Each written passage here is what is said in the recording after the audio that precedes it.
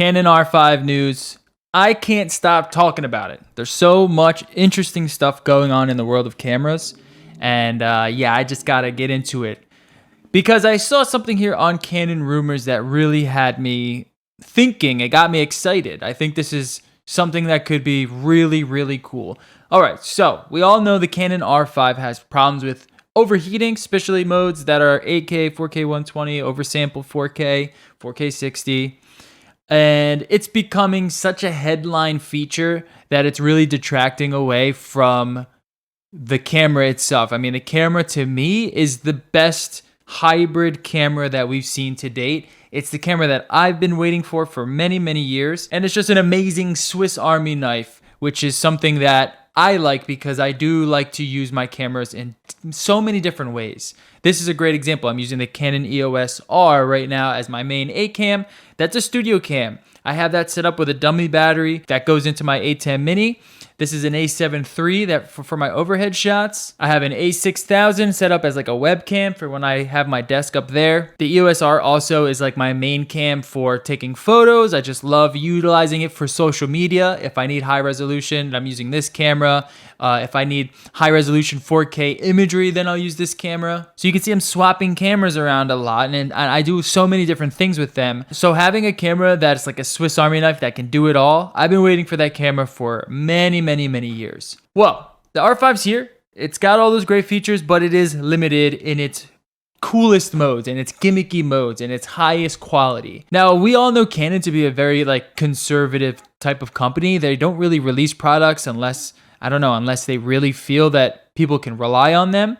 So it's been very shocking to see them throwing the kitchen sink at this camera while it may feel a little bit unreliable, while there may be some hesitation in its completeness. But then Canon Rumors put out this interesting patent. This is an active cooling mount for the RF cameras. Obviously, I can't read Japanese. I don't really know what's going on here. But if we look at the patent, we can see that the idea is to put some sort of active cooling system between the lens and between the sensor. Here's another image here where we can see this sort of contraption between the lens and the sensor. This is actually pretty ingenious, and it's probably the only way you can effectively cool this camera. So one of the funny things that have come out recently is Tilta's new sort of cage, I guess. And I guess in order to kind of drum up hype for their cage, they released like this active cooling system that slaps onto the back of the R5.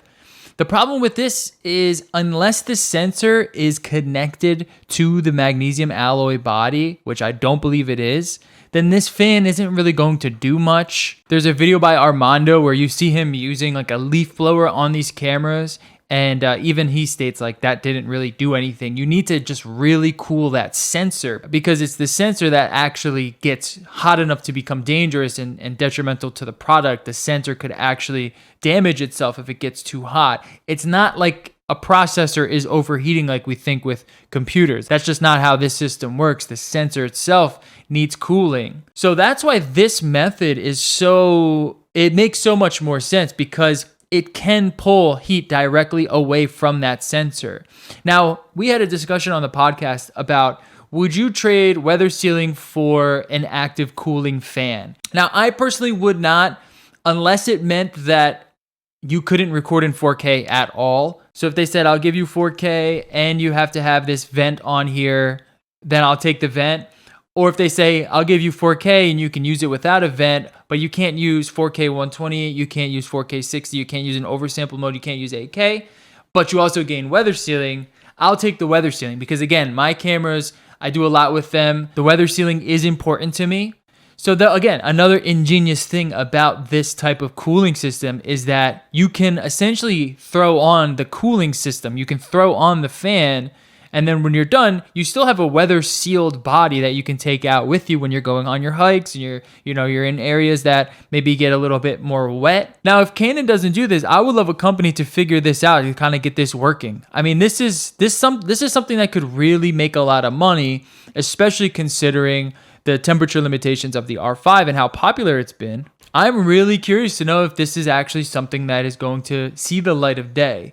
We don't really know. It is just a patent, and there's so many other patents out there. We do know we're getting some new adapters. We're getting a PL to RF adapter. We're getting an EF Cinema Lock to RF adapter, and we're getting a speed booster, which looks like it's going to be a speed booster for the EOS R, which is excellent. I don't have a speed booster on my EOS R. I've been thinking about getting one, but I will pick up a Canon speed booster if they do release it, if it's at a reasonable price. Hopefully it comes in cheaper than the Metabones adapter. But all in all, I think that would be an ingenious way of giving everyone what they want.